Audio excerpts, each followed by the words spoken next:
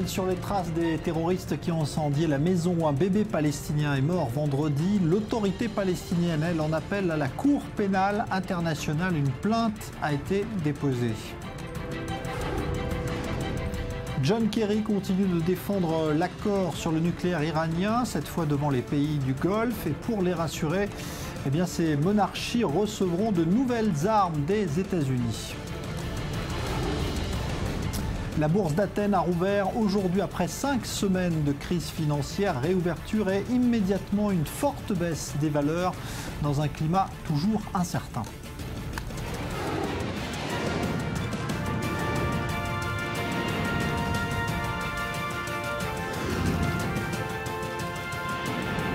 Le Grand Direct avec Jean-Charles Banou. Bonsoir, les recherches se poursuivent mais sans résultat pour l'instant afin de tenter de retrouver les auteurs de l'incendie criminel qui a coûté la vie à un bébé palestinien à Douma en Cisjordanie. Le gouvernement israélien appelle les terroristes juifs appartiendraient à une mouvance extrémiste basée dans les implantations et Mathias Inbar a tenté de les approcher aujourd'hui. Reportage. Kfar Tapouar, au cœur de la Cisjordanie. L'implantation juive y abritait pendant des années un groupe attaché à l'idéologie radicale d'extrême droite, kahaniste. Mais depuis, ces derniers ont peu à peu quitté les lieux pour se rendre dans les collines qui surplombent le village. C'est là que l'on retrouve la famille Perelman. Elle était en 2010 dans le viseur des services de sécurité israéliens pour activités terroristes. Depuis, l'affaire a été classée sans suite. Et face au drame de Douma, il y a très peu de place à l'examen de conscience. Personne ne sait encore ce qui s'est passé à Douma. Quand tu as 16 ou 17 ans, tu te crois sur le toit du monde. Je le sais parce que j'en faisais partie aussi. Je ne pense pas que cela peut nous aider, au contraire. Même si ce n'est pas bien que ce bébé ait été brûlé et si personne n'avait réagi, si Binyamin Netanyahou ne s'était pas excusé. Enfin, je veux dire que nous aussi, nous avons des fous chez nous et celui qui doit aller en prison ira en prison. Ça s'arrête là. Pas besoin de se prosterner et de leur lécher les pieds. Le QG de ces jeunes des collines de Tapouar, le voici, une tente au milieu de la nature. C'est en allant en leur direction que nous voyons que nous ne sommes pas les bienvenus. Ce jeune nous bloque la route. Nous tentons alors une approche, sans succès. Il nous évite et cherche à cacher son visage, avant de prendre son téléphone et de s'éloigner. En ligne, Moshe Auerbach, placé en détention administrative et depuis assigné en résidence par les services de sécurité intérieure. Il lui est reproché d'avoir écrit et distribué un document sur la nécessité d'attaquer des biens et des personnes non juives. Nous n'en saurons pas davantage. Ils viennent de recevoir en ordre devant nos caméras. Ils doivent quitter les lieux. Si rien ne filtre encore sur l'enquête autour de l'attentat de Douma, l'un responsable du village de Kfar Tapouar refuse les amalgames. Pour lui, si l'attaque s'avère être l'effet de terroristes juifs, cela n'a rien à voir avec les habitants juifs de Cisjordanie. Nous ne sommes pas concernés par ces actes criminels. S'il y a des criminels, et je le répète, il faut que l'enquête le prouve, le gouvernement doit traiter le problème. Nous sommes venus ici pour peupler, non pour être criminels. Si des jeunes des collines viennent me voir en me disant qu'ils ont fait un acte répréhensible, je leur dirai que c'est interdit de le faire, d'un point de vue légal, religieux et moral. En attendant, pour faire face à cette jeunesse des collines, le gouvernement israélien a autorisé la détention administrative de personnes soupçonnées d'implication dans des activités terroristes. Voilà, et on apprend ce soir que l'un des chefs de file de cette mouvance extrémiste religieuse, Meir Ettinger, petit-fils du rabbin Kahana, a été arrêté ce soir par les services de sécurité intérieure. Il n'y a pas de lien établi pour l'instant, évidemment, avec les derniers événements. Bonsoir, Avi Pazner, ambassadeur d'Israël. Il y a un climat évidemment extrêmement lourd depuis quelques jours en Israël. Est-ce que le gouvernement en fait assez? Est-ce que vous avez l'impression qu'Israël prend ce problème des extrémistes juifs, comme on les appelle, par le bon côté? Maintenant, oui. Mais c'est fort possible qu'on a un peu ignoré ce problème tant qu'il n'y a pas eu de perte humaine, tant qu'il s'agissait d'écrire des slogans, de salir les murs. Je ne sais pas si on a pris ça assez au sérieux. Mais depuis hier, le gouvernement israélien réuni a décidé de prendre des mesures qui, j'espère, seront effectives, car c'est choquant pour Israël d'avoir des éléments comme ça. Et ce n'est pas, malheureusement, pas seulement un ou deux, on peut dire 2, 3 fous. Ce n'est pas ça. Il y a une mouvance. Il y a malheureusement chez nous une mouvance extrémiste, radicale, issue aussi de milieux religieux, ce qui m'étonne d'ailleurs. Car qu'est-ce qu'il y a de plus modéré que la religion juive qui dit que qu'est-ce que c'est le principe de la religion juive? Tu aimeras ton prochain comme toi-même. Et là, nous avons certains individus, ils peuvent être quelques dizaines, peut-être plus, quelques centaines, qui ont passé à l'action terroriste. Et ce n'est pas seulement contre les Palestiniens, c'est aussi contre le gouvernement légitimement élu d'Israël. Ces extrémistes, ces kahanistes, appelons-les par leur nom, un mouvement qui avait été interdit en Israël dans les années 80, avant que Meir Kahana ne fût assassiné à New York. Le gouvernement avait interdit ce mouvement. Il est ressuscité. Et vous avez dit tout à l'heure, Jean-Charles, que le petit-fils de Kahana a été arrêté. Mais c'est seulement une personne. On a vu dans votre documentaire que sur quelques collines de la Cisjordanie, vous avez des éléments dangereux pour l'État d'Israël, dangereux pour la démocratie d'Israël, dangereux pour l'avenir d'Israël. Et j'espère que maintenant, le gouvernement aura compris qu'il faut prendre des mesures, même, par exemple, comme les détentions administratives. C'est pas beau, ok? On n'aime pas ça. On est des démocrates. Mais une démocratie doit savoir se défendre. Alors, c'est aussi dangereux pour l'image d'Israël, vous l'avez dit. D'ailleurs, les Palestiniens vont en profiter, puisque Mahmoud Abbas a annoncé aujourd'hui le dépôt d'une plainte à propos de la mort de ce bébé palestinien devant la Cour pénale internationale. Est-ce que c'est un vrai danger, ça, pour Israël? Je ne crois pas. C'est plutôt un acte de propagande d'Abou Mazen. Je ne crois pas, parce que je crois que tout le monde voit, le monde entier voit, comment l'État d'Israël, le gouvernement israélien, l'État d'Israël prennent cette chose au sérieux. D'ailleurs, Netanyahou a fait une chose exemplaire, il a visité les blessés. Il y a eu des prières publiques aussi de la part de gens vivant dans les implantations en Cisjordanie, dont l'immense, l'écrasante majorité sont des gens comme moi, qui ne demandent qu'à vivre en paix avec leurs voisins. Bon, ils habitent en Cisjordanie, j'ai vu des prières publiques pour la santé de la famille palestinienne touchée par le terrorisme. Donc, je crois que l'opinion publique mondiale voit qu'Israël, en tant que pays, en tant que peuple, réagit avec beaucoup de force contre cet extrémisme. Et je ne crois pas qu'on ait beaucoup à craindre d'une plainte d'Abou Mazen dans la Cour de justice internationale, qui est un acte de propagande, pas plus que ça. Alors, vous restez avec nous, Avi Pazner, parce que le climat, on le sait, est alourdi en Israël par l'émotion qu'a suscité la mort de cette adolescente poignardée lors de la Gay Pride à Jérusalem par un juif ultra-orthodoxe. La famille de la jeune fille met en cause aujourd'hui les défaillances des services de police qui n'ont pas su empêcher l'auteur de cet acte de récidiver alors qu'il venait tout juste de sortir de prison. Maël Benoliel. C'est la première fois qu'ils reviennent sur les lieux du drame. C'est ici qu'elle s'est effondrée. Il y a encore des traces de gouttes de sang. Il y en avait partout. C'est à cette intersection qu'un juif orthodoxe a sorti un couteau de sa poche et a poignardé des participants à la Gay Pride de Jérusalem. 6 personnes ont été blessées, dont une grièvement, Shira Banki.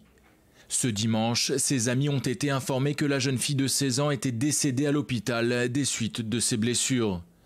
Noam a lui aussi été blessé dans cette agression homophobe. J'ai ressenti que quelqu'un avait couru vers moi pour me donner un coup de poing par derrière. Je n'ai pas ressenti le coup de couteau, pas au début en tout cas. Les réactions de soutien se sont multipliées dans tout le pays dès l'annonce de la mort de l'adolescente. Son établissement scolaire a décidé d'hisser le drapeau arc-en-ciel, symbole des droits des homosexuels. Pour un des enseignants de Shira, il s'agit de ne pas baisser les bras et de continuer le combat. Nos élèves ne sont pas naïfs, ils savent que les monstres existent dans ce monde et ils savent comment les combattre. C'est notre rôle en tant qu'enseignants et amis et leur rôle en tant qu'étudiants de poursuivre cette guerre contre tous ces monstres qui essaient de nous empêcher de vivre nos vies. Pour la mère de Shira, la négligence dont a fait preuve la police est une des raisons de la mort de sa fille. Notre Shira bien-aimée a été tuée à cause du fait qu'elle était heureuse, pleine de vie et d'amour et qu'elle était venue soutenir les droits de ses amis. Sans aucune justification, mais à cause de la méchanceté, de la bêtise et de la négligence, la vie de notre Shira a été enlevée. Sortie en juin dernier après 10 ans de prison pour des faits similaires, Yishai Schlissel avait alors déclaré lors de son arrestation en 2005 « Je suis venu pour tuer au nom de Dieu ». Alors Avi Pazner, un mot là-dessus, parce que c'est une épreuve également aussi pour l'unité du pays. On voit que la classe politique s'est déchirée un petit peu sur cette affaire. Je crois que l'opinion publique, dans sa plus grande partie, condamne des actes comme cela. Ça, ce n'est déjà plus du terrorisme, c'est de la criminalité pure et simple. Ce n'est même pas un fou, parce qu'il y a 10 ans, il a fait la même chose. On l'a envoyé chez un psychiatre qui l'avait déclaré qu'il était capable d'avoir un procès. Je crois qu'il y a eu négligence de la part de la police. Quand on libère un homme comme ça, 1 mois avant une Gay Pride, on le fait suivre, on l'observe. Ça n'a pas été fait apparemment. Donc mais je ne crois pas qu'il y ait un déchirement dans le pays. D'ailleurs, comment peut-on être déchiré politiquement sur la mort d'une jeune fille de 16 ans, innocente, justement parce qu'elle défendait des droits humains?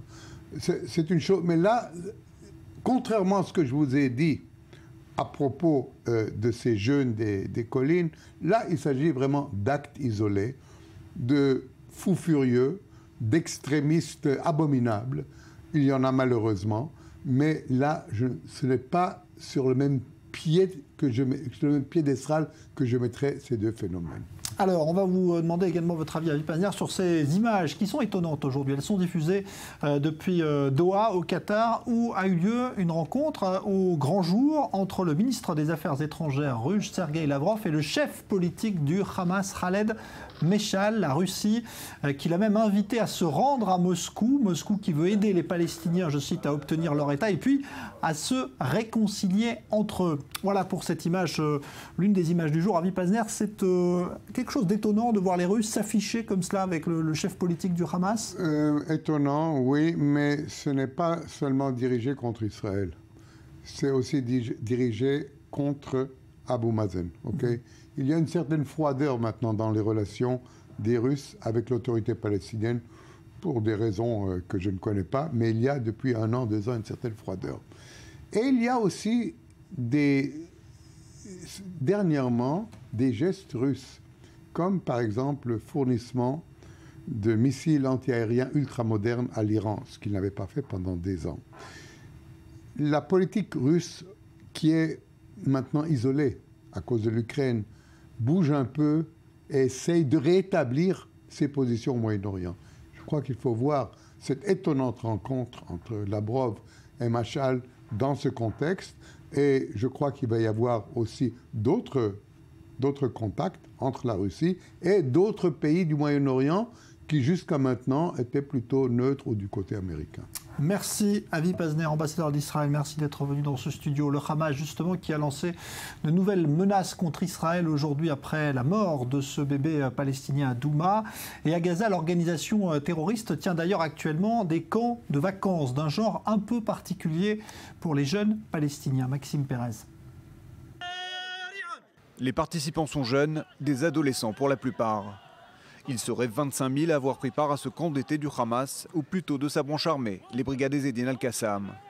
Ici à Gaza, les vacances d'été servent à transmettre l'art de la guerre à la jeune génération. Les services de renseignements israéliens cherchent spécifiquement à recruter des jeunes de cet âge car ils ont des manques et savent les amadouer. Donc pour nous, c'est important de prendre en main notre jeunesse. Ces forces vives se veulent l'armée de la libération d'Al-Aqsa. Ces recrues apprennent le maniement des armes, l'endurance, la discipline aussi, et se frottent aux obstacles que demain, ils pourraient rencontrer sur le champ de bataille. Avec un simple fusil Kalachnikov ou un lance-roquette RPG, les plus aguerris donnent ici l'assaut contre un blindé de Tsahal. Une mise en scène plus vraie que nature où ces jeunes fédéines palestiniens repartent avec leur Saint Graal, des soldats israéliens qu'ils sont parvenus à faire captifs. Ici, on est dans un vrai camp militaire. On s'entraîne pour la prochaine guerre pour que notre victoire soit encore plus flagrante la prochaine fois. À Gaza, ce camp d'été a été ouvert en dépit des critiques d'ONG palestiniennes et des rumeurs d'accords de trêve prolongés avec Israël.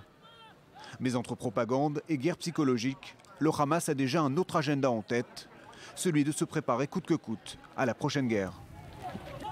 Et il y a tout juste un an, lors du conflit à Gaza, un Israélien habitant tout près de la frontière avait été blessé par un tir de roquette en protégeant son enfant. Une histoire qui avait ému les Israéliens. Un an après, eh bien, cette victime reste toujours très marquée par cet événement. Reportage Julien Baloul. הערב בחדשות, פלסטינים ירו יותר מ-80 רקטות לעבר ישראל. בקיבוץ באשכול נפצע אב שניסה להגן על בנו וילדי גן נוספים מפגיעת רקטה. C'était il y a un an, à cet endroit, que Jehan a failli être tué sous les obus. Son kibbutz, Niroz, est en première ligne des combats.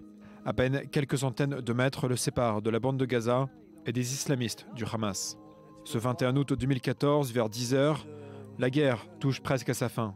Suivant les recommandations de l'armée, les habitants des villages proches de la frontière rentrent chez eux. Jehan et son épouse profitent de ce qu'ils pensent être un moment d'accalmie pour fêter l'anniversaire de leur fils. Le premier mortier tombe, donc moi ma femme court, elle prend mon fils et rentre à l'intérieur. Et moi j'aide les gardiennes à entrer tous les enfants. Les mortiers continuent à tomber, les enfants crient, pleurent, c'est le chaos quoi. Ma femme tient mon fils dans ses bras qui pleure et elle tient une gardienne qui est en pleurs et qui elle-même tient un enfant. J'embrasse mon fils, je regarde ma femme et je lui dis « Écoute chérie, ça va aller, ça va passer, tout ira bien. » À partir du moment où je dis ça, il y a un mortier qui tombe, vraiment juste là, c'était apparemment le 9e mortier, il tombe sur l'arbre et il y a un éclat, vraiment un petit morceau comme ça, qui est rentré dans la fenêtre qui était ouverte et qui m'a touché ici à l'arrière et qui est ressorti là et qui a terminé sa course à une quinzaine de centimètres de la tête de ma femme. Jehan est immédiatement conduit à l'hôpital Soroka de Be'er Sheva. Il y restera 1 mois. Mais en dépit des douleurs et du traumatisme, il se sait miraculé. Selon lui, le Hamas savait pertinemment que cet endroit du kibbutz était le lieu du rassemblement des enfants et les salves d'obus de mortier avaient pour but unique de tuer des civils. Pourquoi je vous dis ça? Parce que le lendemain, un kibbutz un peu plus loin, Nahal Oz, et il y a une famille qui n'a pas eu la chance que moi j'ai eue. Et le même scénario, une fenêtre un peu ouverte, et là, ils ont perdu leur enfant de 4 ans. Jehan a gardé une partie de l'obus qui a failli lui coûter la vie. Une manière pour lui de ne jamais oublier, mais surtout de se souvenir du coût de la guerre. Une guerre qui, d'après lui, n'a servi à rien. On était prêt à souffrir pour cette guerre si au moins ça apportait quelque chose. Mais rien. Pas un accord, rien quoi. Alors voilà, ici on décompte les jours jusqu'à la prochaine guerre. Il ne faut pas se faire d'illusions, hein. C'est vraiment une question de temps quoi. Malgré les difficultés, Jehan refuse de quitter la région et encore moins Israël. C'est ma maison et je reste parce que je crois encore quand même qu'un jour on arrivera à vivre en paix avec nos voisins. Un avenir meilleur qui est encore loin d'être d'actualité. Cette semaine encore, des roquettes ont été tirées en direction du sud d'Israël. Après l'Égypte hier, c'est auprès des monarchies du Golfe que John Kerry est venu défendre l'accord sur le nucléaire iranien et il semble que ces derniers aient été plutôt convaincus, moyennant tout de même des ventes d'armes supplémentaires par les Américains. Léa Berdugo. John Kerry poursuit son opération séduction dans les pays du Golfe. Face à ses alliés inquiets des conséquences de l'accord sur le nucléaire iranien, le secrétaire d'État américain s'est fendu d'une annonce. Washington va accélérer ses ventes d'armes aux monarchies sunnites, des ventes nécessaires et qui ont pris trop de temps par le passé, selon le chef de la diplomatie américaine. John Kerry a participé à une réunion exceptionnelle du Conseil de coopération du Golfe. Le CCG et les Américains ont convenu d'un échange et d'un partage de renseignements. Les monarchies sunnites ont accueilli avec prudence l'accord sur le nucléaire iranien conclu avec les grandes puissances. Toutefois, le ministre d'État aux Affaires étrangères du Qatar, aux côtés de John Kerry, a assuré que l'accord était la meilleure option parmi d'autres. Nous réaffirmons la position des pays du CCG, pouvoir épargner la région de tous les dangers et menaces nucléaires avec la reconnaissance du droit des nations de la région d'utiliser la technologie nucléaire à des fins pacifiques en conformité avec les règles internationales à ce sujet. Dimanche au Caire, John Kerry avait assuré que cet accord renforcerait la sécurité des pays arabes. Même si l'Arabie saoudite s'est publiquement félicitée de cette entente, elle craint les ambitions régionales de Téhéran. Depuis fin mars, Riyad dirige une coalition régionale au Yémen pour lutter contre les rebelles houthis, des chiites soutenus par l'Iran. En Syrie également, Téhéran est le principal allié régional du régime de Bachar el-Assad. John Kerry s'est d'ailleurs entretenu avec ses homologues russes et saoudiens sur le conflit syrien. En Grèce, ce lundi marquait la réouverture de la bourse d'Athènes après la crise financière et l'accord finalement trouvé. Mais en pleine torpeur estivale, la chute a néanmoins été brutale. Julia Ganancia. La bourse d'Athènes accuse le coup des turbulences économiques et financières du pays. Après 5 semaines d'interruption des échanges, c'est la dégringolade le jour de sa réouverture. Le contexte est sensible, les négociations d'un 3e plan de renflouement de la Grèce sont toujours en cours. Malgré tout, l'optimisme reste de mise. Tout va bien, la bourse a ouvert. Espérons que Dieu donne la force à cet homme, Alexis Tsipras, il est notre seul espoir. On s'attendait à l'ouverture du marché boursier, cela devait arriver. Quant à la situation en Grèce, je suis un optimiste. Nous les Grecs, nous nous débrouillons toujours.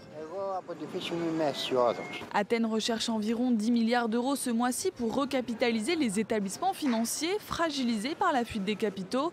D'après l'association des banques grecques, près de 40 milliards d'euros auraient été retirés par les déposants depuis décembre 2014.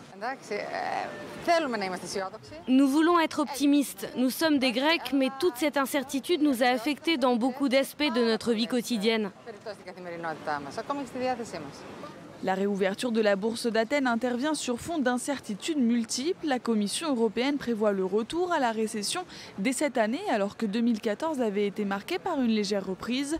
Et les rumeurs continuent d'élections anticipées liées aux divisions qui agitent la majorité parlementaire, rendent les investisseurs particulièrement prudents.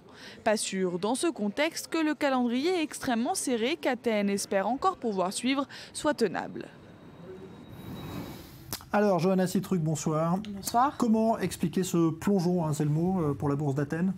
Alors oui, un plongeon de pas loin de 23% en début de journée et un petit peu plus de 16% donc à la clôture. La dernière baisse de cette ampleur remonte à décembre 1987, moins 15,3% en seulement une séance. Et pour aujourd'hui, parmi les valeurs les plus pénalisées, on retrouve le secteur bancaire. Par exemple, l'action de la Banque nationale de Grèce, la première banque commerciale du pays, a perdu 30%. Alors la raison, c'est que les banques n'ont plus de liquidités, elles ont besoin d'être recapitalisées. En effet, depuis décembre 2014, près de 40 milliards d'euros auraient été retirés. Je vous propose d'écouter l'analyse d'un économiste grec. Dès son ouverture, la bourse d'Athènes a vu dégringoler ses profits et ses actions bancaires. La bourse a dégringolé pour 2 raisons. D'abord, il y a les événements récents, dramatiques de notre économie, avec les mesures d'austérité. Mais c'est surtout le système bancaire grec et le contrôle des capitaux qui est en cause. La bourse d'Athènes traduit simplement ces 2 aspects. Alors justement, il est question de contrôle des capitaux. Les transactions, Johanna, sont toujours assez encadrées. Oui, effectivement, si les opérations boursières ont pu recommencer ce lundi, c'est avec certaines restrictions. Les investisseurs locaux peuvent acheter des titres soit en liquide, soit en passant par un compte bancaire à l'étranger. Mais à cause du contrôle des capitaux, donc qui est en vigueur depuis fin juin, ils ne peuvent pas le faire via un compte bancaire qui est situé en Grèce. Résultat, le volume des transactions est tout de même assez limité et surtout, ça risque de défavoriser les investisseurs locaux au profit surtout des investisseurs étrangers qui ne sont pas donc soumis à cette règle. Alors un mot sur les négociations. Où en sommes-nous entre Athènes et ses créanciers ? Depuis un petit peu plus d'une semaine maintenant, les négociations ont repris entre la Grèce et ses créanciers, donc la Commission européenne, la Banque centrale européenne et le Fonds monétaire international. L'objectif est de débloquer donc un 3e plan d'aide de plus de 80 milliards d'euros pour une durée de 3 ans. D'après les principaux concernés, les pourparlers avancent plutôt bien et ce, malgré quelques désaccords, notamment sur l'impôt sur la solidarité ou encore la création d'un nouveau fonds de privatisation. Le gouvernement grec, lui, espère décrocher un accord avant le 11 août pour recevoir donc une première tranche d'aide le 20 août au plus tard, la date à laquelle Athènes va devoir rembourser plus de 3 milliards d'euros à la Banque centrale européenne. Merci Johanna Citruc. Au cœur du conflit syrien, ce nouveau drame aujourd'hui, un avion militaire de l'armée syrienne s'est écrasé en zone rebelle, mais au milieu d'habitations, il y a au moins 31 morts. Océane Nicole. Ce lundi, un avion militaire syrien s'est écrasé dans un marché alors qu'il bombardait un quartier du centre d'Aria. Plus d'une vingtaine de victimes, majoritairement des civils, et des dizaines de blessés ont été recensés dans cette ville sous contrôle rebelle au nord-ouest du pays. D'après les premières informations, l'avion volait à basse altitude lorsqu'il a été victime d'une défaillance technique. Mon Dieu, ce marché était rempli de personnes qui venaient pour gagner un peu d'argent. Chaque personne était à son étalage, mais maintenant ils sont tous sous les décombres. Tous les gens sont sous les décombres. L'avion, les pilotes et tous les missiles ont frappé le marché. Ils n'ont rien gardé du marché, rien du tout. Le crash a provoqué une énorme explosion dans la zone où déjà plusieurs immeubles ont été détruits par des bombardements. Les avions militaires, la principale arme du régime syrien, ont connu à plusieurs reprises des défaillances techniques. À la mi-janvier déjà, au moins 35 soldats avaient été tués par un autre crash d'un avion militaire. Situation hors de contrôle en Californie où les feux de forêt ont pris une ampleur sans précédent. 10 000 pompiers sur le terrain, un mort parmi eux en luttant contre les flammes et des milliers de personnes qui ont dû quitter leur maison. Regardez. Depuis plusieurs jours maintenant, des immenses incendies ravagent la Californie. Plus de 8 500 pompiers sont mobilisés pour tenter de mettre fin aux flammes avec l'aide de 4 Canadair et 16 hélicoptères. Les flammes ont causé la mort d'un soldat du feu et plus de 12 000 personnes ont été évacuées de leur habitation. L'État américain est actuellement frappé par la pire sécheresse de son histoire, ce qui aide le feu à se propager rapidement. Ce feu a augmenté de 20 000 hectares en une période de 5 heures la nuit dernière. Voilà une quantité incroyable de la superficie brûlée dans un si court laps de temps. Mais encore une fois, il est causé par des conditions de sécheresse qui permettent aux incendies comme celui-là et tous les autres de s'étendre si rapidement. Les incendies sont fréquents en Californie, mais ces derniers temps, ils se multiplient en raison d'une grave sécheresse et des températures qui avoisinent les 40 degrés. Le gouverneur de Californie a décrété l'état d'urgence. La Californie n'avait pas connu de telles conditions de sécheresse depuis les années 70. Les flammes ont déjà ravagé plus de 500 km² de terrain. Une enquête a été ouverte afin de déterminer l'origine des départs du feu. Voilà, on va marquer une pause. On va se retrouver dans un instant pour parler évidemment toujours de la situation politique en Israël. Notez qu'à Jérusalem, eh bien, un cocktail Molotov lancé sur une voiture à l'instant a fait 2 blessés légers. Le lanceur n'a pas encore été intercepté par la police. On se retrouve dans un instant juste après la pause.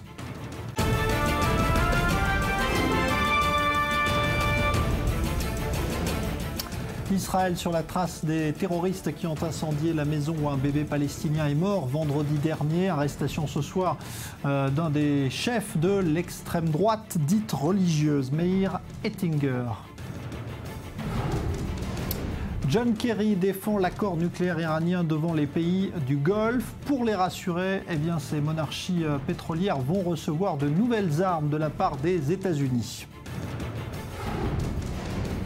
La bourse d'Athènes a rouvert aujourd'hui après 5 semaines de crise financière et réouverture en forte baisse pour les valeurs grecques dans un climat toujours aussi incertain.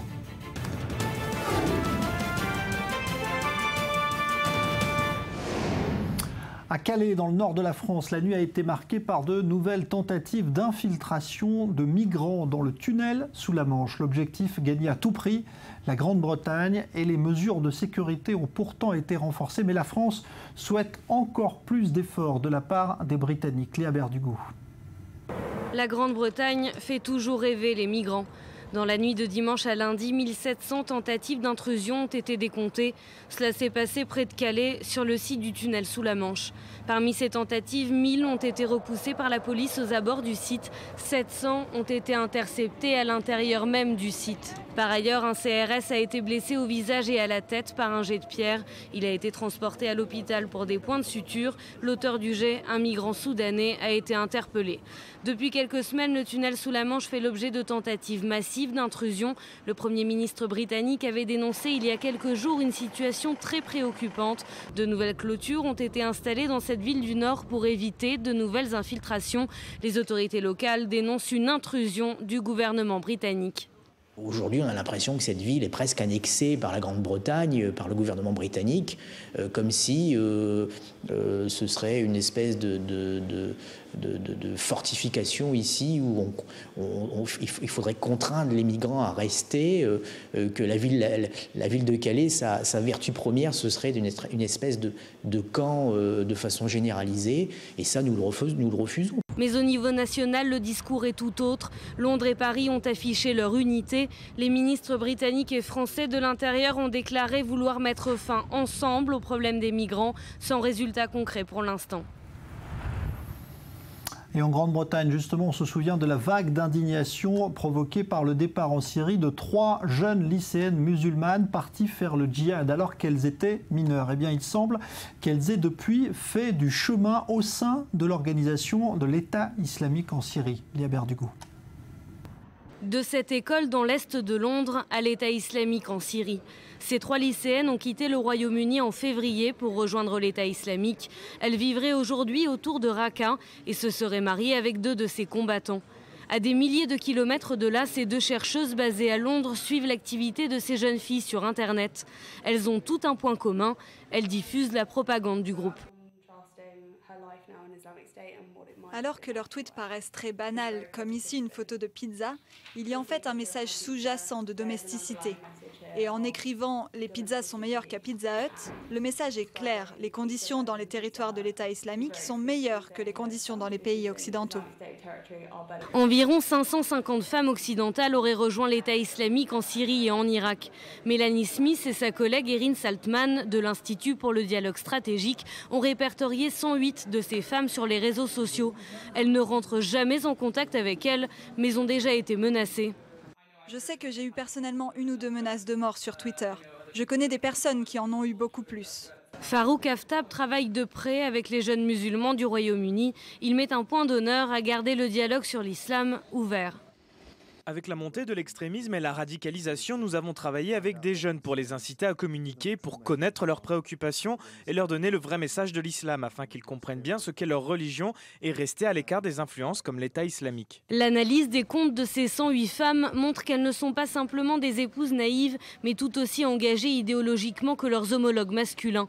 Une étude américaine récente a identifié au moins 46 000 comptes Twitter liés à des partisans du groupe État islamique, parmi lesquels les 2 tiers sont rédigés en arabe. Je ne parle pas aujourd'hui.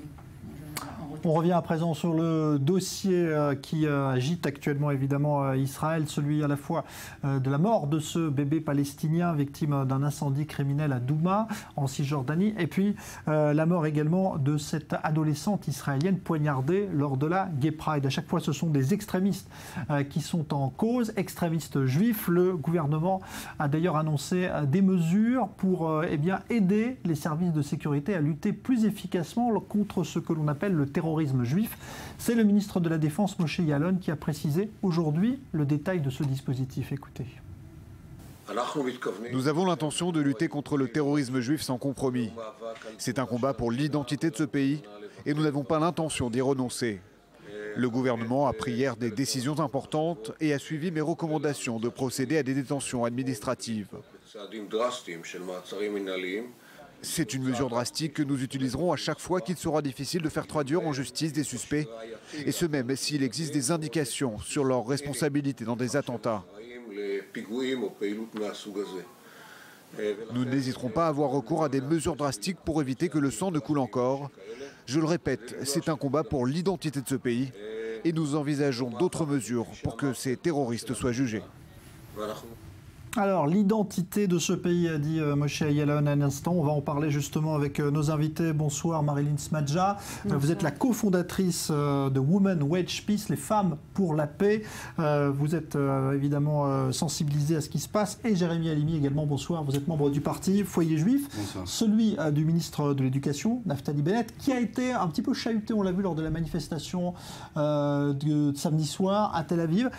Est-ce que vous avez l'impression que quelque part, on essaie d'imputer à cette mouvance, c'est-à-dire la droite sioniste religieuse, eh bien, ce qui se passe actuellement, à la fois à Douma et peut-être aussi, pourquoi pas, ce qui s'est passé lors de la Gay Pride.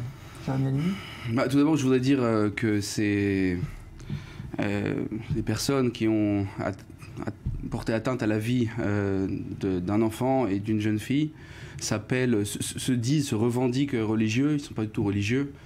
On ne peut pas être religieux et porter atteinte à la vie d'autrui. On peut être juif et tenter de toucher à la vie d'autrui. Ces actes sont déplorables, sont condamnables et nous les condamnons de la manière la plus ferme. Et je pense que ce qu'a dit Bogi Alon est très juste. Et on doit prendre les mesures les plus fermes, les plus difficiles vis-à-vis de ces personnes. Au niveau politique, évidemment, il y a une récupération qui est effectuée par, on l'a vu aujourd'hui, le V15, donc le mouvement qui avait voulu changer la donne au niveau politique il y a peu de temps au niveau des élections. Mais je pense que c'est normal, c'est-à-dire c'est un climat difficile auquel on a affaire aujourd'hui, très tendu. Et je pense que ce qu'il faut essayer de faire maintenant, et c'est ce que mon parti aussi essaye de faire à tout prix, c'est d'essayer, comme on dit en hébreu, de baisser les flammes, d'essayer d'arriver à une entente, à plus de discussions, à plus de dialogue et à plus de négociations internes. Le peuple juif est un peuple très varié. Et puis on a aussi des voisins qui sont les bienvenus, donc les minorités arabes en Israël, chrétiennes, etc. Parmi le peuple juif, il y a des religieux, des non-religieux, etc., etc., beaucoup de tendances. On peut avoir un débat théologique, un débat idéologique sur certaines choses, mais arriver de telles extrémités, totalement condamnables, cela ne devrait pas exister. Et quand il s'agit de ça, il n'y a pas ni de nationalistes religieux, ni de extrême gauche, ni d'extrême droite. On est tous d'accord, on n'en arrive pas à ces extrémités. Bon, Marilyn Salosmadja, vous ne stigmatisez personne dans la classe politique israélienne aujourd'hui? Alors d'abord, la première pensée ce soir, c'est pour Shira. Déjà, pour une victime, donc elle a été enterrée, j'étais à Jérusalem là maintenant, je reviens de Jérusalem, et puis évidemment le bébé aussi, Ali, donc les premières personnes, d'abord c'est pour les victimes et puis pour leurs familles qui sont endeuillées, puis on sait très bien que on est très très affectés tous en Israël, ou en tout cas la majorité des Israéliens, parce qu'on sait très très bien, l'ayant vécu nous-mêmes, ayant tellement de familles endeuillées, que finalement c'est une histoire d'une vie entière. Après, si on arrive à vivre. Si on arrive à vivre avec ça, c'est pas toujours évident. Maintenant, je salue complètement vos propos. On est tout à fait dans le même axe. Moi, personnellement, je ne cherche pas à accuser qui que ce soit. Je pense que c'est une erreur.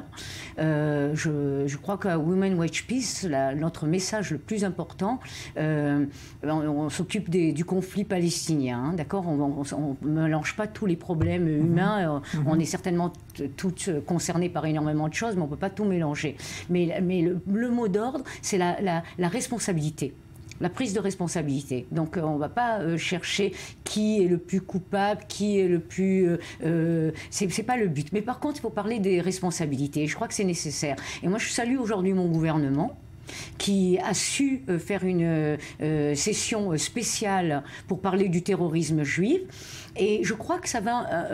c'est dans le bon sens. C'est vraiment dans le bon sens. Et contrairement à ça, dans le public, par exemple, et dans le public franco-israélien, j'ai reçu des dizaines et des dizaines de postes, parce que hier je me suis rendue au village d'Ouma voir la famille donc de Ali, et je ne me suis pas rendue seule. Je me suis rendue avec des dizaines et des centaines de gens qui vivent dans les implantations israélienne. Je me suis rendue avec 50 autres organisations, donc il y avait Women Watch Peace, mais il y avait des milliers de gens et 50 autres organisations. Or, le fait d'être venu voir une famille endeuillée, ça a déclenché une agressivité de la part de gens qui disent on ne veut pas être accusés, on veut pas nous mettre dans le camp des terroristes, on ne veut pas ceci, on ne veut pas cela. Mais eux-mêmes, la première réflexion qu'ils ont et le premier acte qu'ils ont, c'est justement d'être violents et d'accuser tout de suite accuser la gauche, de faire de la récupération, tout de suite c'est gauchiste, c'est eux qui vendent la terre d'Israël, ceci. Moi je ne suis pas gauchiste. Je ne suis pas gauchiste et de toutes les manières, je suis à la tête d'un mouvement qui est un mouvement citoyen non partisan. Les femmes de notre parti votent autant à gauche, au centre et à droite. C'est-à-dire il y a des femmes de droite aussi parmi nous. Maintenant, je pense que le gouvernement doit ouvrir les yeux et ouvre les yeux, justement aussi sur ce qui se passe au niveau de la population, parce que c'est pas possible d'insister tout le temps à la haine, c'est pas possible de toujours tout radicaliser. Je comprends qu'on ait peur. On a peur du terrorisme, on a vécu le terrorisme, on doit combattre le terrorisme, lutter contre le terrorisme, quel qu'il soit. Déjà le terrorisme, déjà au niveau palestinien et dans la région, etc. Mais on doit aussi, puisqu'il existe, il ne faut pas se le cacher, il y a un terrorisme juif, c'est pas moi qui en parle, c'est l'armée israélienne qui le dit, c'est le gouvernement qui le dit, c'est le ministre de la Défense qui le dit. Donc il est hors de question de mettre la tête, de faire la politique de l'autruche et de dire non, il n'y a pas de terrorisme juif, il n'y a pas de non, il n'y a pas de ceci, il n'y a pas cela. Je pense qu'on ne résoudra jamais les problèmes en ne les affrontons pas. Alors. Le terrorisme juif existe, il faut l'éradiquer, il faut le combattre. Et se rappeler quel est l'ennemi. Voilà. Parce que il faut calmer le jeu entre nous, calmer le jeu entre tous les citoyens israéliens, qu'ils soient juifs religieux, juifs pas religieux, comme je l'ai dit tout à l'heure, qu'ils soient arabes ou juifs d'ailleurs. Et il faut essayer de trouver un terrain d'entente et un dialogue et une discussion permanente. Permanente parce que quand ça se fait pas, quand on oublie, alors les choses repartent comme un 40, si j'ose dire. Et il ne faut pas oublier quel est l'ennemi. Il y a aujourd'hui beaucoup de gens, malheureusement, de par le monde, nos voisins directs et nos voisins un peu plus lointains, qui veulent exterminer le peuple juif, et qui veulent exterminer l'État d'Israël. Et ça, il faut s'en rappeler.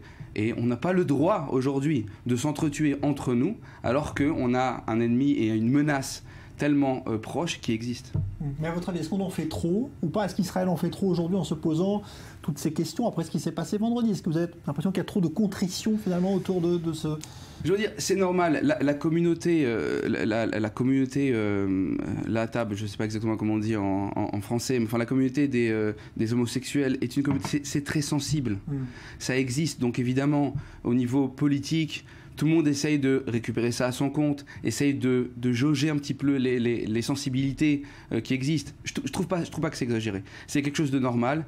Il faut essayer d'arriver à un accord, que ce soit théologique ou que ce soit idéologique par rapport à cette communauté. Cette communauté a le droit d'exister, elle a des droits. Il faut essayer d'aller vers eux. Moi, je fais partie d'un parti donc qui ne pourra pas, d'une manière officielle bien évidemment, accepter ce mode de vie. C'est pas un mode de vie qui est recommandé par la Torah, bien évidemment, tout le monde est d'accord. Il n'empêche que les droits de ces gens-là ne doivent pas être touchés et surtout pas arriver à de la violence ou à des menaces, des choses comme ça. Alors écoutez, oui bien sûr, moi je rejoins aussi, je veux dire, on parle de droits, on parle d'identification et d'identité différentes, et je pense qu'on est un État juif, mais on est aussi un État démocratique, et donc on doit pouvoir se vivre, pour ceux qui veulent, au niveau juif, même d'être juif laïque, c'est toujours d'être juif. Et puis il y a aussi toutes les autres religions confondues en Israël. Chacun doit avoir sa place dans ce pays et pouvoir vivre ensemble. Maintenant, je pense quand on parle de la responsabilité, il faut aller encore un peu plus loin, malgré tout. C'est-à-dire qu'il n'y a pas seulement les actes des personnes qui ont perpétré donc, un acte odieux face à la communauté gay, d'un acte de terrorisme probablement face à une famille palestinienne. Donc il y a quand même on parle de sujets quand même différents et qui sont venus un après l'autre, mais il ne faut pas faire d'amalgame non plus par rapport à différentes problématiques. En tout cas, on parle de meurtres soit politiques, soit idéologiques, soit religieux. D'accord? C'est un petit peu ce qui est mis... et tout doit être combattu. C'est-à-dire que ce n'est pas une chose à la place d'une autre. Il faut combattre le meurtre politique, combattre le meurtre idéologique et combattre le meurtre religieux. Maintenant, il y a là une responsabilité de nos élus. Et c'est ça qu'il faut quand même aussi discuter, nous, en tant que citoyens. Et je pense que, par exemple, toutes les incitations, toutes les phrases, par exemple, quand on entendait la semaine dernière à Bethel, un membre du Parlement israélien qui dit il faut brûler la justice, donc les juges... C'est pas ce qui a été dit. Non, là, il faut être précis, c'est pas du tout ce qui a été dit. Ce qui a été dit, c'est effectivement, c'était un ras-le-bol un petit peu qui existait par rapport à ce système de justice aujourd'hui qui a l'air très subjectif l'objectif en Israël. Et ce qui a été dit, c'est qu'il faudrait un petit peu le faire bouger, donc le prendre avec une grue pour essayer de... compris comme ça. Alors, ça a été compris comme un appel à D9, c'est ça, c'est la grue. Ouais. C'est la grue. Il faudrait prendre la grue pour la Cour suprême et la changer de place pour essayer d'en faire autre chose. Donc il faut être précis par rapport à ces choses-là. Il n'y a pas d'objectivité. Il y a le fait que vous traduisez de manière très gentille cette traduction. Maintenant, ce que je peux vous dire, c'est que ce même membre de la Knesset s'est excusé publiquement pour ce qu'il avait dit. Il n'y a pas de problème. Donc si ça avait été aussi gentil que ce que vous le disiez... J'ai pas dit que c'était gentil, madame. J'ai pas dit que c'était gentil. Simplement, il faut être précis par rapport aux termes qui sont employés, parce que c'est souvent la analogie entre les bulles de verre et puis la Cour suprême, exactement. Aujourd'hui, la Cour suprême, Aaron Barak, qui était président de la Cour suprême à l'époque, a dit il y a 2 jours. Il a dit aujourd'hui, c'est pas la Knesset qui doit gouverner, c'est pas la police qui doit faire la loi, c'est la justice. Donc on a, si vous voulez, on a 3 pouvoirs en Israël. Le pouvoir de la justice aussi doit avoir des freins. En Israël, malheureusement, on a tendance, par rapport à la justice, de laisser faire tout ce qu'ils veulent, alors qu'il y a des élus, comme vous l'avez dit, qui ont une responsabilité, qui doivent gouverner. On ne peut pas laisser le système judiciaire gouverner et faire tout alors que ce n'est même pas des gens qui sont élus. Je ne pense pas que ce soit le système judiciaire qui gouverne, mais enfin, pour en revenir à la responsabilité de nos élus et de notre gouvernement actuel, ce que je pense, c'est qu'à part les condamnations, les mots, etc., il faut passer aux actes. C'est-à-dire qu'il faut prendre des mesures très concrètes, y compris dans l'incitation, donc dans les mots, dans tout ce qui peut mener à la violence et au terrorisme, il faut absolument le condamner. Maintenant, si ça vient en plus de certains élus, comme des phrases, par exemple des phrases qui pourraient être interprétées de manière raciste, par exemple les Arabes se déplacent en masse vers les bus, etc. Madame, malheureusement, quand il s'agit d'incitation, on met toujours... Quand il s'agit d'incitation, on met toujours toutes les caméras sur la droite. Et ça, c'est assez exaspérant de le dire. Parce que... Non, moi, je ne mets pas les caméras sur la droite. Juste, laissez-moi finir. Je mets sur certaines personnes et sur certaines bien sûr, parce que c'est ce qu'on c'est parce qu'on retient, parce que vous aussi, vous regardez la télé, vous aussi, vous lisez les journaux. On a l'impression, on a un sentiment qu'à chaque fois qu'il s'agit d'incitation à la haine, d'incitation à la menace, etc., c'est sur la droite, alors que les gens de gauche aujourd'hui, et là, j'essaye pas de faire de comparaison ou de faire quoi que ce soit avec ce qui est arrivé aujourd'hui et en fin de semaine dernière. Malheureusement, aujourd'hui, dans la gauche, il y a beaucoup d'incitation à la haine. Et en fait, vous savez, ça va sans arrêt, c'est d'un côté à l'autre, etc. Et ça existe sans arrêt. En plus, je ne suis pas du tout d'accord avec vous. Parce que par exemple, quand Garbouze, dans la manifestation, où il a parlé d'une partie de la communauté, donc de dire que par exemple, les Sparadim, ceci, cela, donc quand il a parlé, et donc c'est une incitation au racisme, je peux vous dire que la gauche, comme vous dites, la gauche entière s'est levée et a dit ce n'est pas normal, c'est une expression qui n'est pas normale. Donc, ce n'est pas un clivage droite-gauche. Ce qu'il faut, c'est une vraie remise en question. Quand les choses sont dites de manière à inciter la violence ou le terrorisme, et il faut le combattre et l'arrêter, qui que ce soit qui le dit. C'est pas important si c'est de gauche, de centre. Mais il est tout de même intéressant de remarquer. C'est votre problème personnel. Tout à fait, mais il est tout à fait intéressant de remarquer. Il est quand même tout à fait intéressant de remarquer que les incitations, et ça malheureusement il y en a, comme vous dites, des deux côtés, hein, quand elles viennent de droite... vous n'avez pas dit côté, alors moi je vous le dis, il y en a énormément, mais c'est pas vrai, on peut voir Kotler récemment, on peut voir, et ça c'est des acteurs, c'est des artistes, on a aussi beaucoup de politiques, vous prenez tous les gens politiques qui existent, on a entendu de la liste unifiée arabe, c'est aussi des responsables élus, hein, qu'ils ont dit que le jet de pierre qui tue était légitime. Vous comprenez, madame? Donc ça, c'est effectivement vous dire mais ça c'est la liste unifiée, c'est les Arabes. Mais absolument non, mais on a c'est vous qui le dites. Moi, je ne le dis pas. Non, mais on aurait pu dire, pas vous, peut-être, mais il y en a d'autres qui peuvent le dire. Malheureusement, la majorité des Israéliens ne disent pas ça. Très bien, j'espère que c'est le cas. La majorité des Israéliens se révoltent contre des incitations. Mais quand on entend Tamar Zandberg, y compris de la liste arabe, encore un exemple, quand on entend Tamar Zandberg qui dit moi, je vais sur le tombeau d'Arafat parce que je pense que le combat Arafat, le combat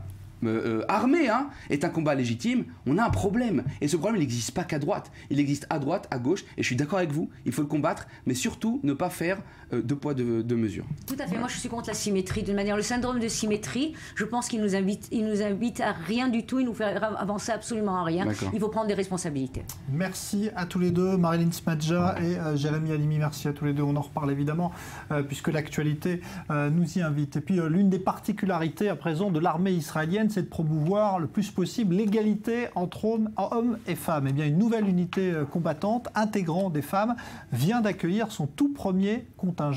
Elsa Mimoun a suivi l'une des jeunes recrues. Reportage.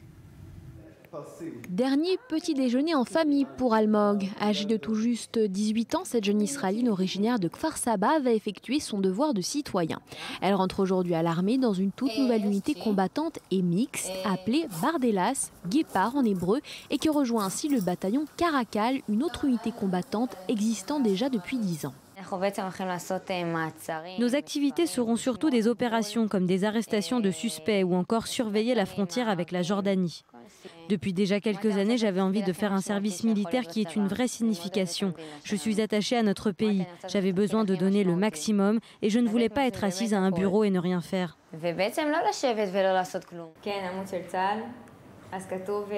C'est un message que j'ai reçu de l'armée. Ça dit bienvenue à toutes les nouvelles recrues. Elle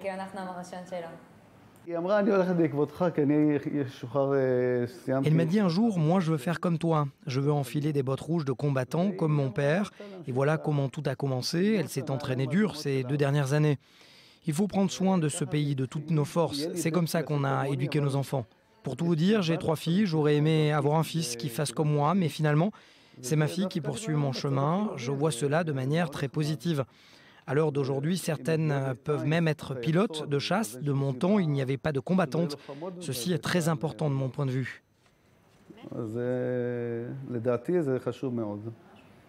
Dernier préparatif et encouragement de la famille, tout le monde est prêt à partir pour l'accompagner à la base de Tel HaShomer, située dans le centre du pays, passage obligé dans la vie de tout jeune soldat israélien. Cela se passe en 2 temps. D'abord, on les entraîne à devenir des soldats et ensuite des combattants. Ça requiert une formation assez longue, à la fois physique, mentale, mais à l'arrivée, ils deviennent opérationnels et sont prêts à agir sur le terrain. Les filles et les garçons, c'est toujours compliqué car il y a un écart physique. Il y a des choses que les garçons sont capables de faire et pas les filles. On essaie de les mettre au maximum sur un pied d'égalité. J'attends de ces soldats qu'ils arrivent avec beaucoup de motivation, qu'ils aient conscience qu'ils font un service qui a beaucoup d'importance et qu'ils agissent en conséquence. Quelques photos et plusieurs accolades plus tard, Almog entend son nom, l'euphorie laisse place à l'émotion. Du rire aux larmes, la séparation avec ses proches est imminente. Une nouvelle vie s'annonce. Composé d'autant de filles que de garçons, ce bataillon devrait compter une centaine de soldats qui seront chargés de maintenir la sécurité de la frontière sud-est d'Israël. Après un entraînement intensif de 4 mois, Almog et ses sœurs et frères d'armes passeront en tout près de 3 ans dans les rangs de l'armée israélienne. En France, nouvelle révélation sur les aveux du terroriste arrêté à Villejuif pour le meurtre d'une jeune femme et qui avait l'intention de commettre d'autres attentats. Il semble qu'il ait été piloté depuis la Syrie par d'autres djihadistes français et qu'il y ait également des connexions avec d'autres attentats commis récemment en France. Elsa Mourgue. Un coup de filet qui avait tout du coup de chance. Rappelez-vous, en avril dernier, un jeune homme avait été arrêté après son appel au SAMU. Sid Ahmed Glam s'était tiré lui-même une balle dans la jambe. Le SAMU était venu le secourir accompagné de la police. Une procédure habituelle lorsqu'il y a des blessés par balle. La police avait alors découvert des armes dans la voiture et au domicile du blessé. Ce dernier planifiait un attentat contre l'église de Villejuif. L'enquête de la DCRI a révélé que cet apprenti terroriste recevait ses ordres de djihadistes français implantés en Syrie. Makrem A et Thomas M, tous deux originaires de Seine-Saint-Denis, est parti en Syrie début 2015. Les enquêteurs ont également établi un lien avec Fabien Klein, connu des services antiterroristes français depuis 2001. Ce Toulousain entretenait des relations avec la famille de Mohamed Merah. L'homme de 36 ans a été condamné en 2009 à 5 ans de prison pour avoir animé une filière d'acheminement vers l'Irak. Ayant purgé sa peine, il se serait rendu en Syrie, d'où il donne des ordres depuis. 3 autres personnes sur le sol français ont été mises en examen lors de l'enquête sur la tentative d'attentat de Villejuif. Et des connexions ont également été établies avec l'attentat de Nice contre 3 militaires en février dernier. L'enquête sur la tentative d'attentat de Villejuif a donc permis de faire la lumière sur le réseau djihadiste français et les connexions entre plusieurs de ces groupes et la Syrie. Alors en ligne avec nous le juge antiterroriste, l'ancien juge antiterroriste Jean-Louis Bruguière. Bonsoir. Bonsoir. Plusieurs enseignements intéressants quand même, Jean-Louis Bruguière, avec ces procès-verbaux. Il est établi désormais en tout cas que ces opérations peuvent être pilotées par des djihadistes français en Syrie. Écoutez, je ne connais pas l'affaire bien sûr, mais ce que je comprends de ce qui a été révélé par les médias, Le Monde, qui semble-t-il être à l'origine, c'est que, effectivement, il y aurait un pilotage qui serait fait depuis la Syrie. Ce n'est pas nouveau et c'est une des caractéristiques de Daesh d'utiliser des nationaux, français pour les Français, des Britanniques pour les langues anglaises pour les autres, de façon à pouvoir renforcer le recrutement qui se fait par les réseaux sociaux et inciter donc d'autres individus, de nationaux, donc à rejoindre les rangs de Daesh en Irak ou en Syrie. Ça, c'est le premier point. Le deuxième point, il faut comprendre qu'il y aurait impliqué donc un ancien ou plusieurs anciens membres de réseau, notamment un réseau qui est une filière irakienne. Je peux comprendre que c'était un des dossiers que j'ai pu traiter, un des derniers du reste, à la région toulousaine. Tout ça n'est pas très surprenant parce que et de fait, c'est pas nouveau. Moi, je l'avais déjà remarqué depuis les années 90, que tous ces individus les plus importants, en tout cas, rebondissaient d'une façon permanente et passaient d'une organisation à une autre de façon très opportuniste. Dès qu'ils avaient été, lorsqu'ils étaient arrêtés et avaient purgé leur peine ou qu'ils échappaient à une rafle, une opération, eh bien, on les retrouvait quelques mois plus tard dans d'autres structures, dans d'autres circonstances, d'autres éléments, d'autres contextes, mais toujours engagés dans le djihad. Donc ces individus-là sont incontestablement des gens extrêmement dangereux parce qu'ils ont embrassé le djihad et ce n'est pas parce qu'ils ont été arrêtés qu'ils ont cessé de l'être et ils ont au contraire un charisme qui leur donne une légitimité que n'ont pas les autres, donc une dangerosité beaucoup plus importante dans la conduite des opérations. Merci Jean-Louis Bruguière pour cet éclairage. Je rappelle donc que vous êtes ancien juge antiterroriste à propos donc de ces révélations liées donc à l'arrestation du terroriste Sid Ahmed Glam qui projetait des attentats à Villejuif. On va se retrouver dans un instant, juste après le journal qui arrive, journal et nouveaux points complets sur l'actualité. On parlera notamment de l'initiative d'un rabbin après la destruction d'une église de la multiplication dans le nord d'Israël. À tout à l'heure.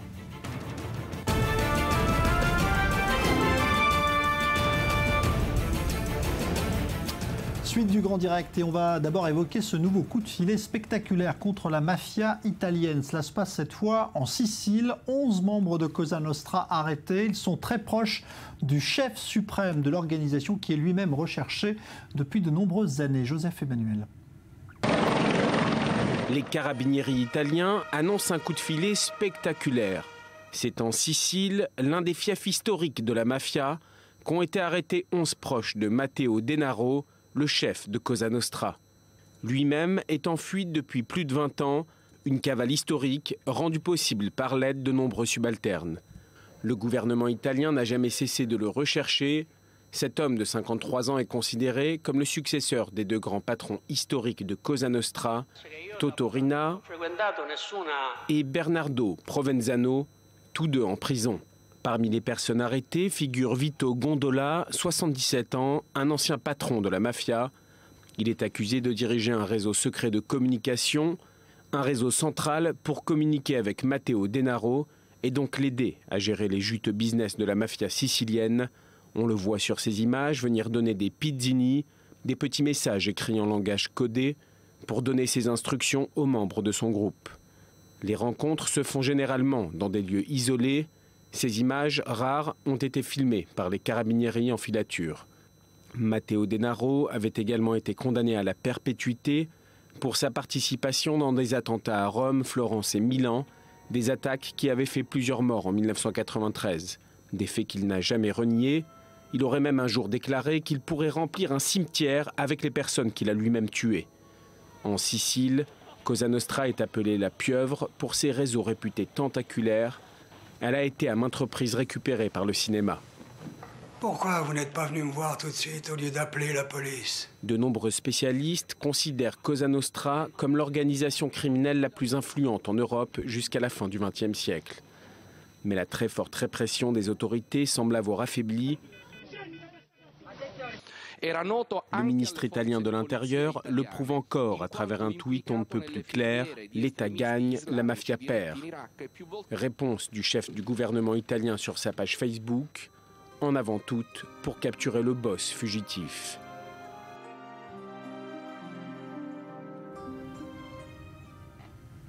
On parle beaucoup évidemment de ces extrémistes juifs accusés d'être à l'origine de l'incendie qui a conduit à la mort d'un bébé palestinien à Douma depuis vendredi dernier. Ce sont d'autres extrémistes juifs qui avaient incendié l'église de la multiplication dans le nord d'Israël. Là aussi, vive émotion, arrestation et condamnation des auteurs. Mais pour ce qui est des dégâts causés, eh bien, un rabbin israélien a lancé un appel aux dons pour financer la reconstruction. Reportage, Michal Divon avec Maël Benoliel, on en parle juste après. אם אנחנו יכולים לשרוף, אנחנו יכולים לבנות. היהדות יכולה להיות סימן להריסה, היא יכולה להיות סימן לבניין. Le 19 juin dernier, 2 jeunes juifs extrémistes mettent le feu à l'église de la multiplication située sur les rives de la mer de Galilée. Un acte haineux au nom de la religion. Nous étions en train de dormir quand frère Jonas est arrivé en courant en criant au feu, au feu. Nous n'aurions jamais pensé que des juifs extrémistes mettraient le feu à notre église. Suite à cet incendie criminel, des dirigeants politiques et religieux sont venus à l'église pour exprimer leur solidarité. Un financement participatif a même été mis en place par le rabbin Alon Goshen Gottstein afin de payer les rénovations de l'église incendiée. En faisant ce cadeau symbolique pour la restauration de cette église, nous exprimons la voix d'une vision alternative, une vision à l'opposé de celle de la haine que nous voyons autour de nous. L'église de la multiplication est la demeure de 6 moines et de 8 bénévoles. Une église considérée comme le lieu où Jésus a démultiplié 5 pains et 2 poissons pour nourrir 5000 personnes.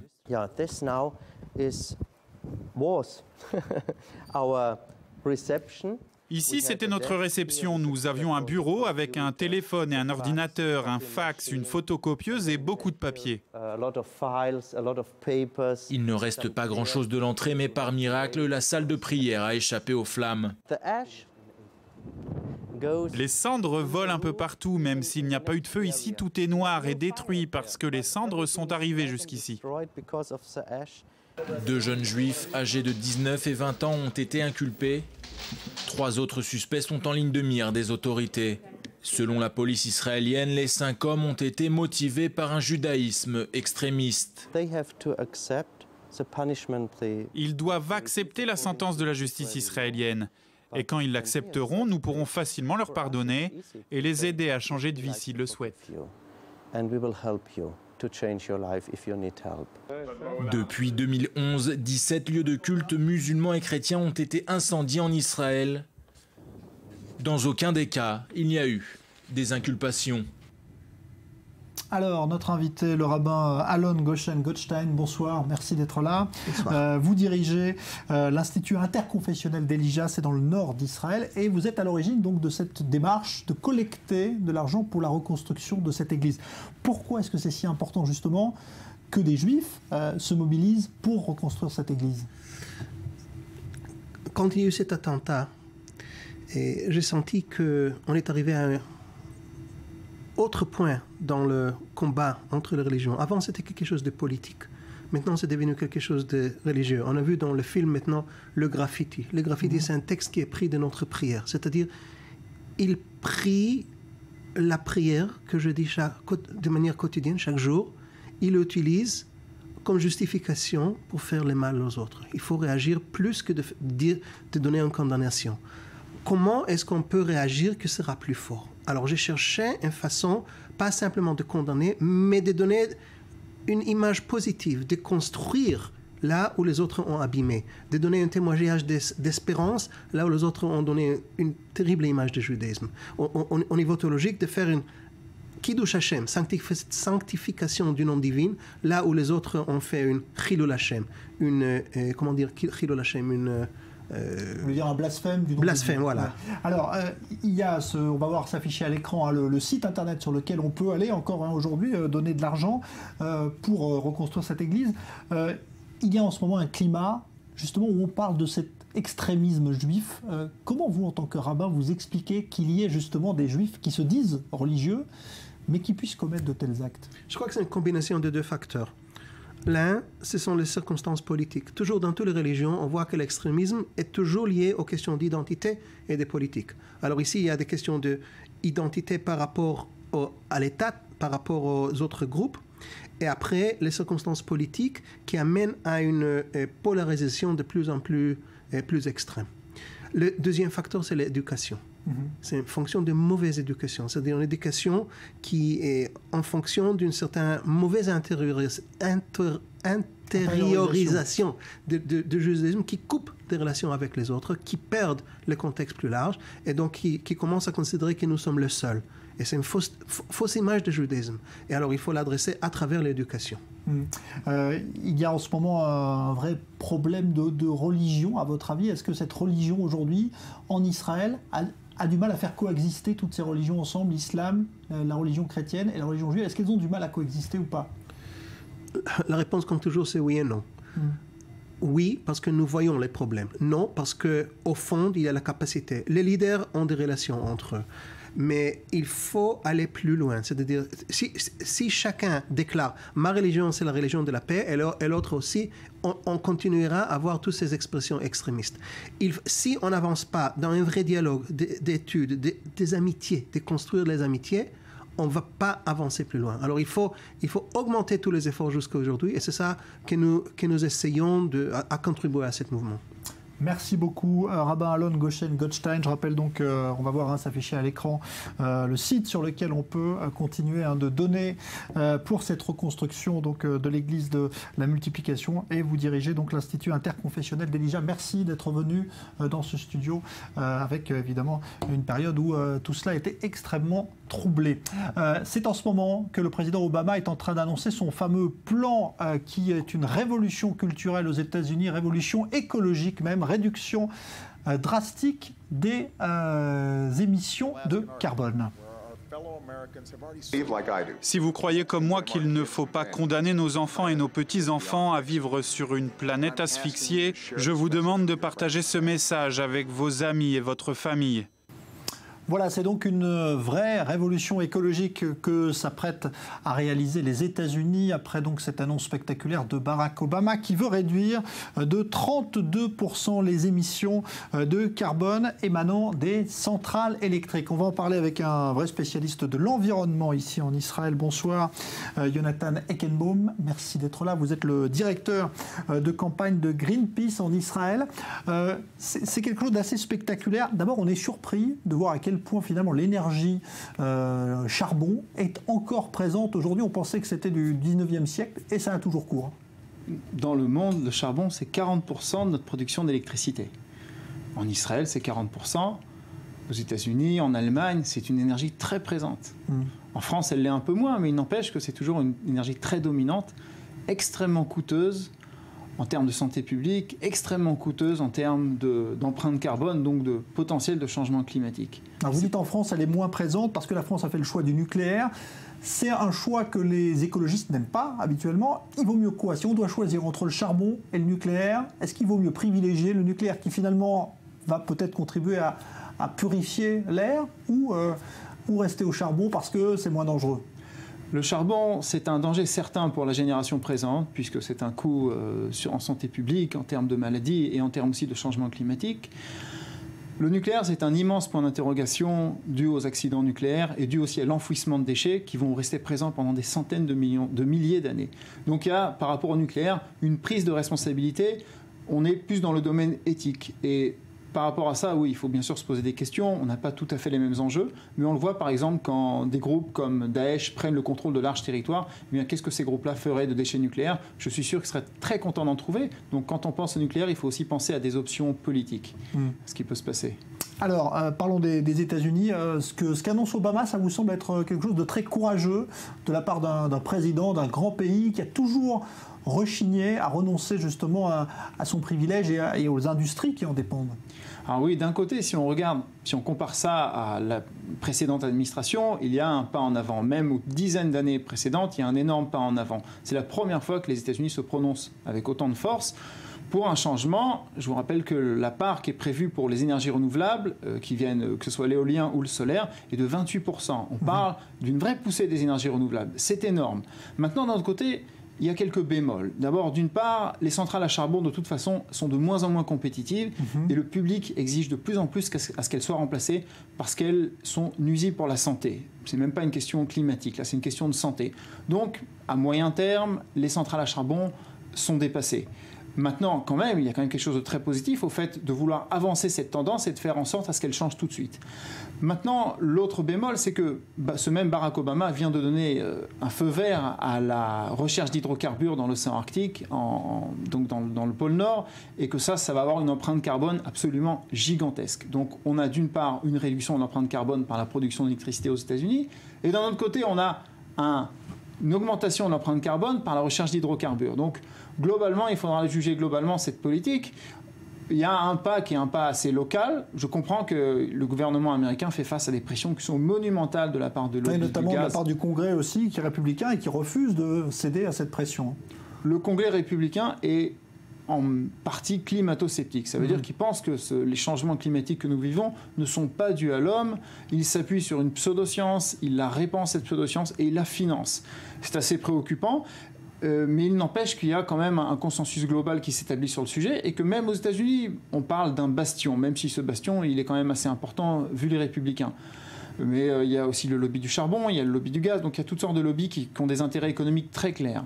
Au total, l'énergie renouvelable qui va être mise en place est une énergie beaucoup plus démocratique. Elle s'appuie sur beaucoup plus de petites unités de production, parfois sur les toits des habitations ou sur les toits des industries. Donc on parle de quelque chose qui aussi va aller dans le sens de renforcer la démocratie.